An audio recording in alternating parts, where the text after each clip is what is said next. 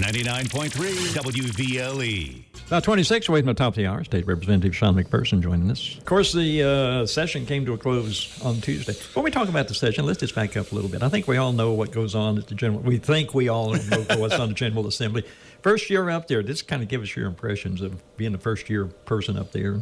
What happens? Well, Chris, first thing I'd like to say is I really want to say how honored I am to go up there and to be able to represent 22nd District, Allen, Simpson, and a portion of Warren counties. I was very pleasantly surprised. I will say this, so the first day you go in, you don't really have access to any of your offices or anything until the day you're sworn in. So we took a truckload of stuff, and Susan was good to go up with me, and we moved in, and I met my LA, and our secretary's there and everything. So you walk in, and they say the first thing you need to do is find out where the bathrooms are.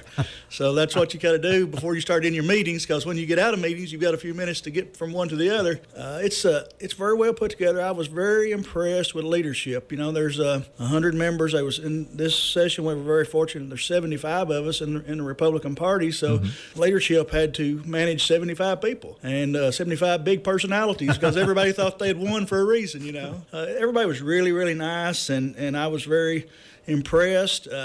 I'm so impressed with the staff behind us. The staff behind us makes it all worthwhile. There's about 350 people that work and do, and it kind of at our beck and call. The LRC. Yes, the LRC are just wonderful, wonderful. They write our bills, they change, they make changes. I mean, you kind of speak it and walk out, go to a meeting, you come back and it's laying on your desk. That's right. So boy, that's neat. That is neat. You get spoiled, let me tell you. I bet you do. Of course, you got, I think, probably for a first-year person, you got some pretty good committee assignments. I did. I got the committee assignments I asked for, and I was very, very fortunate to do that. I got 2 transportation, which, you know, I started out my career at the Highway Department and as a staff appraiser over there in Bowling Green, and so that was something I had a passion for and still do. And so I got on the Transportation Committee and the Transportation Subcommittee, which does more of the budgeting. And then I was lucky to follow Wilson on our Ag Committee, and I think they said he would own that committee and had done such a good job over the years, and I think that probably helped me get on that committee. Probably.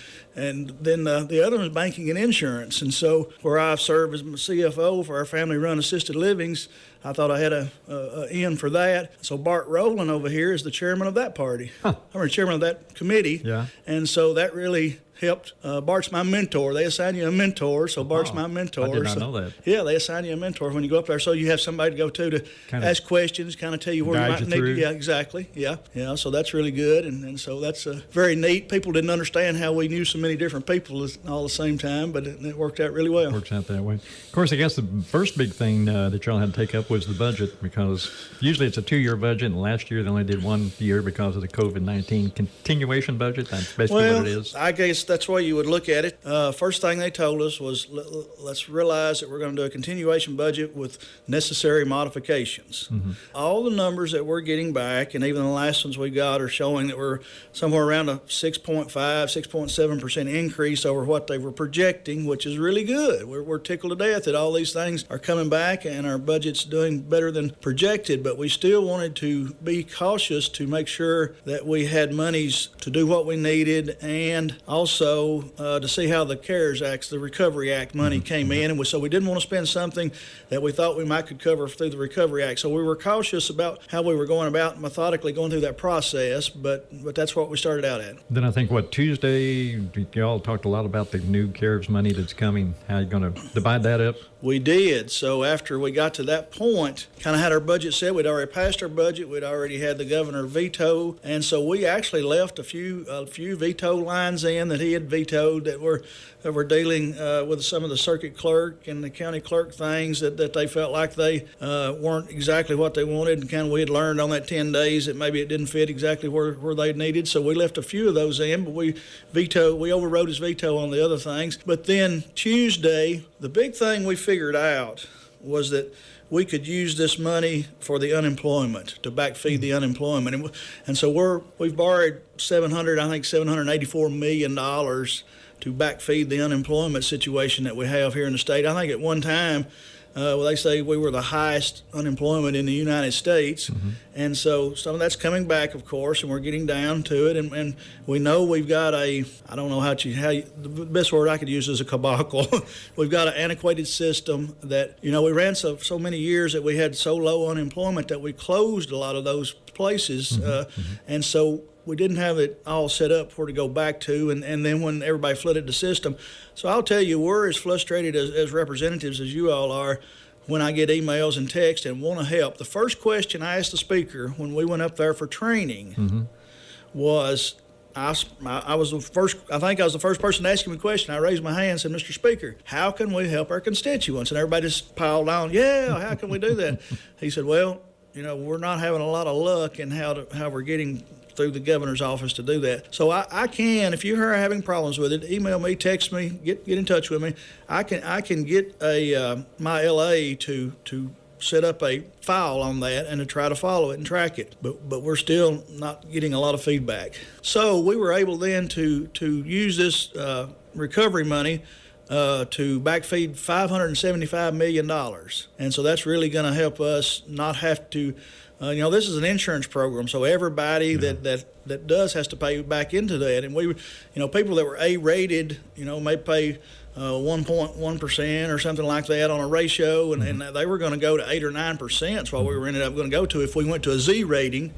And so we're very pleased that we're not having to do that. And I think that was really the first real, because we got rulings over the 10 days that we could use it, and then we got rulings when we got there Monday that possibly we couldn't.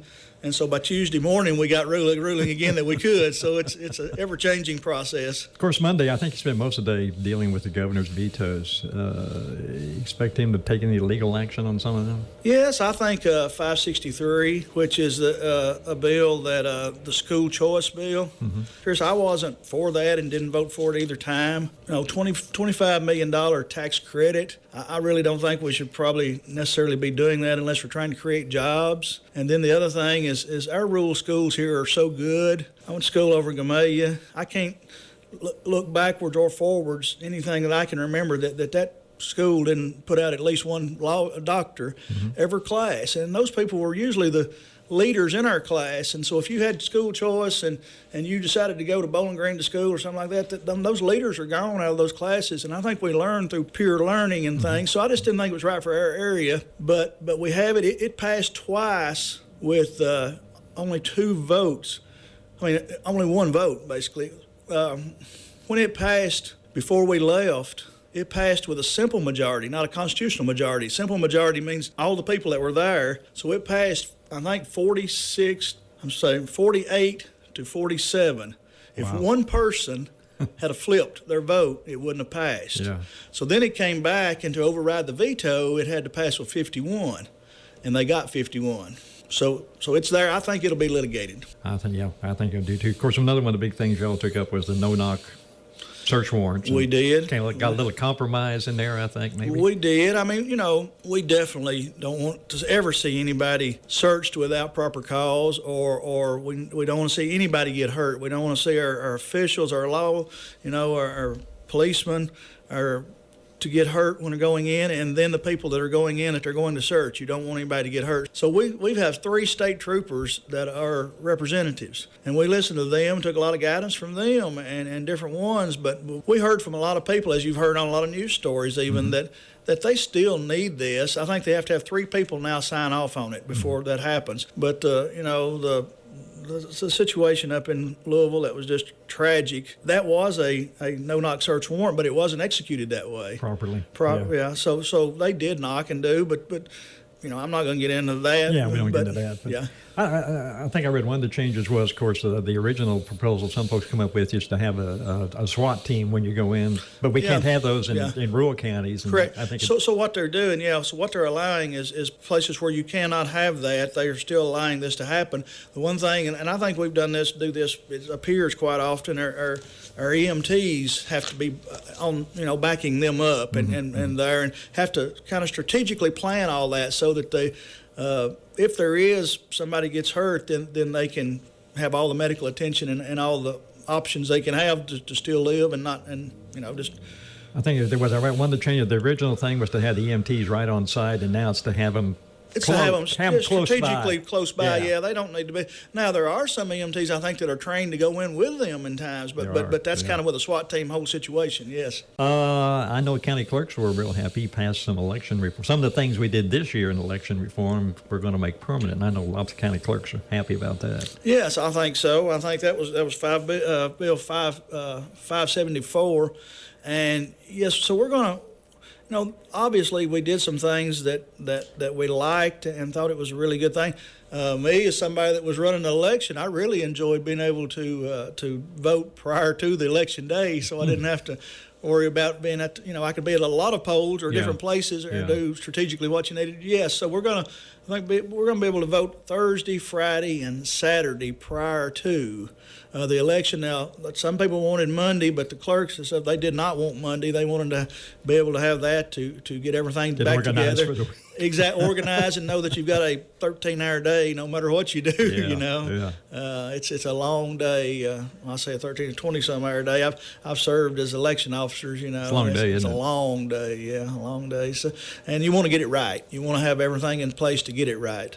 So, and we did some things with balloting so that you don't have harvesting of ballots and everything. We want to everybody to be able to vote, but we don't want people to not think that the votes were properly counted and properly vetted.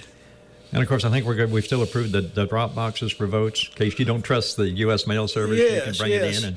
Yeah, I think that's proper. I just, one thing that I really, after we voted the primary and we waited a week to see the results, I think that was something that I really appreciate that they cleaned up. And I think the night of the election, by most all means, we need to know who won the election. Yeah.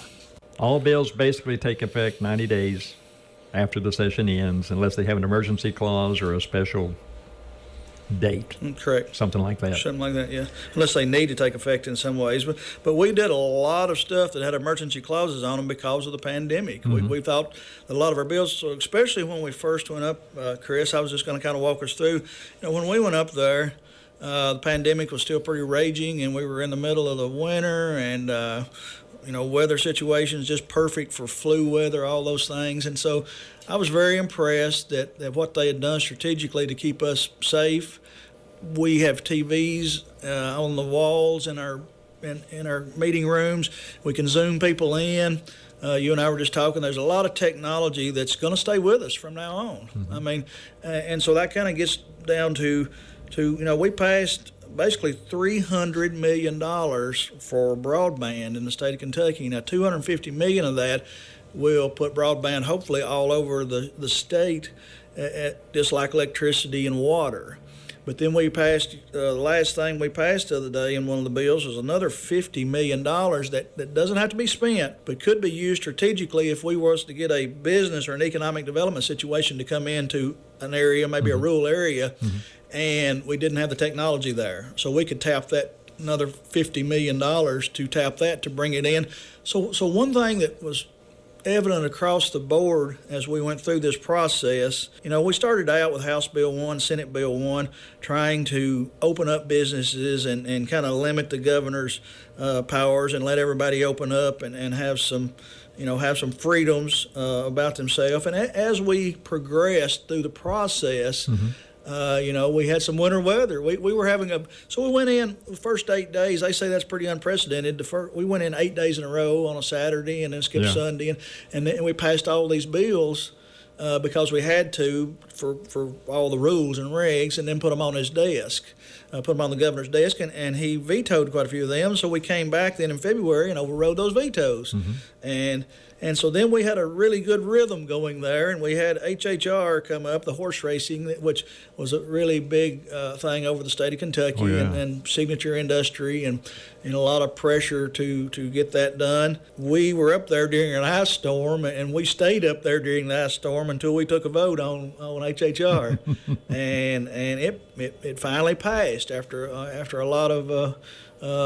It was probably the most lobbied thing that we had this year, and it was a thing that was probably to the state of Kentucky felt like it was one of the more important things. It's a big divide. Well, the historical racing machines, like over in Franklin, there's a lot of money that's being brought into the Commonwealth through those things. Yeah, a tremendous amount of money being brought in, and it just comes down to a issue to whether you think that's the right way to do business or the wrong way to do business. And then there's, and then there's a group in the middle that are all about the horses. There's a group that there's about three groups.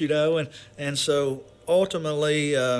The HHR horse racing did win, and the courts, which had been being brought out in the courts for 10 years now and gone back and forth and vetted in that way, and the courts had finally come down and had give pretty clear language to say, if you want to keep it, you've got to go through the legislative process. Yeah. And so they gave us clear language. We vetted that. We got it there. And I say, I came out early on in the records that I was not for that. But now that we have it here, we just need to make the best of it and go forward. Whatever you do, that's why we have a voting process. It is. And so once that's over, it's over. You get up and you go on and do something else. Exactly. And you make the best of where you're at, no matter where you're at. So there was good points, always good points on both sides of every vote we took, And I will say that one thing I guess I was most proud of that I did and I intended on doing, and I'll always intend on doing, is they sent me an email the other day and said they were giving us a list of all our missed votes. Mm-hmm. And she said, well, I'm just emailing you because congratulations are in order. You didn't miss a vote. Well, congratulations. And so, that's just what I was sent up there to do. I'm just saying that. So the reason I say that is not to say I did a good job. I did what my job was. That's what I'm paid to do. But every vote that you take has somebody that wants one side and somebody that wants another. Yeah. So with that vote, somebody gets represented. Mm-hmm. If you take no vote, nobody gets represented. That's the way I looked at it. That's right. Do you think? Of course, we've done 2 one-year budgets now. Was there any sympathy to that, or are we going to go back to the biennial budget and do a 2-year budget? Oh, no, I think for sure we'll go back to the 2-year budget. I haven't gone through the budget process other than this short, continuation budget. But one of my suite mates is the vice chair of the A&R committee, and I asked him early on, I said, you've got a few minutes? And so he said, yeah, in a day or so. So he walked in my office one day and shut the door and gave me about an hour lesson on how the budget was done. Yeah, and so that's kind of something because of being an appraiser and because of doing a lot of the financial work for my family businesses that's the language I speak. Mm-hmm. So my intention is to go to those meetings. So they say they have meetings about 3 to 4 nights a week up there all through the long session. And they go through that budget line by line and chairman by chairman of each. So I want to get that and vet myself into that. That's where I kind of want to be if I can.